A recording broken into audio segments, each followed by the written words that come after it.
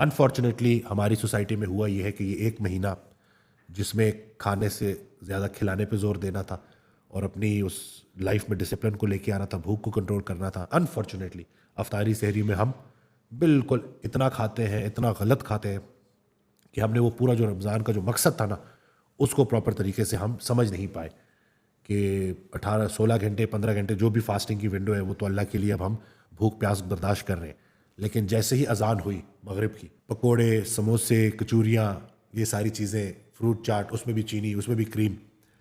तो अगर हम अफ्तारी के वक्त एक प्रॉपर ज़बरदस्त किस्म का अपनी एक खुराक की तरतीब सेट कर लें तो हम बड़ी आसानी से इस एक महीने से मैक्सिमम रूहानी और जिस्मानी फ़ायदा हासिल कर सकते हैं। एक आइडियल अफ्तारी क्या होनी चाहिए? एक आइडियल अफ्तारी, एक खजूर, पानी, बेहतरीन सुन्नत है, उसके ज़रिए आप रोज़ा अफ्तार करें। बाकी सलाद, उसमें चिकन मिक्स कर दिया, उसमें थोड़ी सी चाट मसाला डाल के उसको टेस्टी कर दिया, थोड़े से ऐसे सॉस मिलते हैं जिनमें चीनी नहीं होती, वो आपने ऐड कर दी। इसी तरह से दही का एक बोल आपने ऐड कर दिया, थोड़ी सी सर्विंग फ्रूट की आपने ऐड कर दी। जिम से वापस आने के बाद आपको वर्कआउट के बाद अच्छी प्रोटीन चाहिए होती है, तो 2 बॉइल्ड एग ऐड कर लिए बीच में। एक चीज़ इसका आपने ख्याल रखना है, प्रोटीन इंटेक अपना आपने अच्छा रखना है। प्रोटीन आपको पता है, गोश्त, चाहे वो बीफ हो, चाहे वो मटन हो, चाहे वो चिकन हो, चाहे वो अंडे हो, चाहे वो फ़िश हो, ये अच्छी सोर्स है प्रोटीन की, तो इसको आप बीच में रख लें पोस्ट वर्कआउट। और सब्जियां स्टीम करके, फलियां हो गई या कोई ग्रीन लीफी वेजिटेबल है उसका एक सलाद बना के वो आप ले लें पोस्ट वर्कआउट।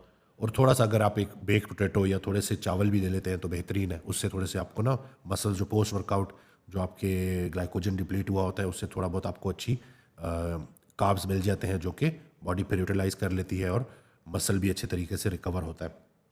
अब आ जाते हैं सहरी की तरफ। सहरी में आप ऑमलेट लेना है, चीज़ ऑमलेट लेना है, बॉयल्ड एग्स लेने हैं, हाफ फ्राई लेना है। इसी तरह से साथ लस्सी बना लें आप, जो है ये आप साथ रख लें। इसी तरह से थोड़ी सी अगर फ्रोज़न स्ट्रॉबेरीज़ हैं तो उसको दही में मिक्स करके उसकी एक स्मूदी आप बना सकते हैं। बहुत सारे ऑप्शंस हैं।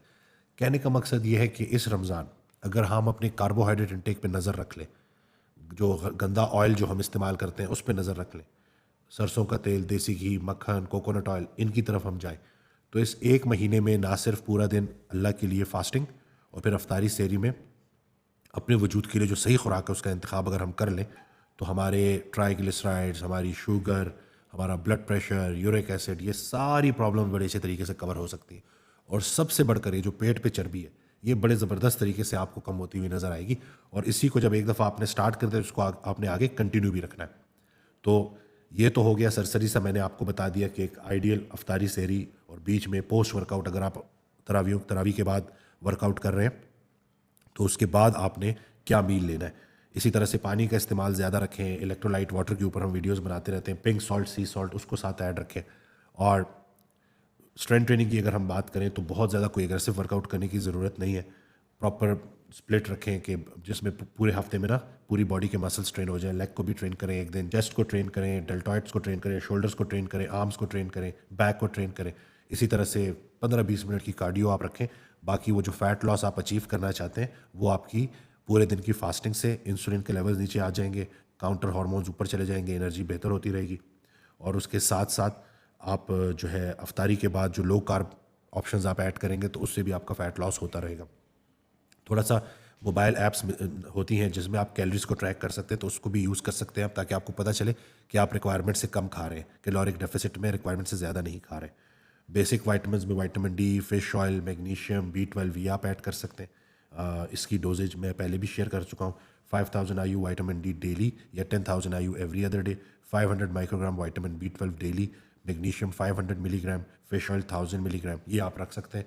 उससे भी आपको फ़ायदा होगा, जो माइक्रो न्यूट्रिएंट्स हैं ये पूरे हो जाएंगे, तो इससे भी आपको एनर्जी मिलेगी।